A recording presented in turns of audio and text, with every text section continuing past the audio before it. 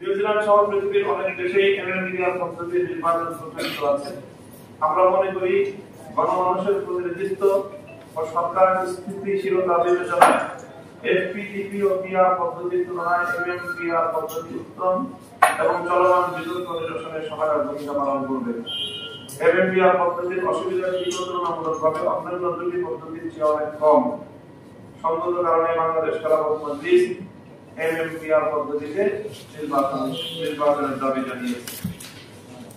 আমরা প্রথমেই অন্তর্বর্তীকালীন সরকার গঠিত হওয়ার পরপরই প্রধান উপদেষ্টা বরাবর বাংলাদেশ খেলাফত মজলিসের পক্ষ থেকে নির্বাচন পদ্ধতিতে এমএমপিআর পদ্ধতি কার্যকর করার দাবি জানিয়েছিলাম।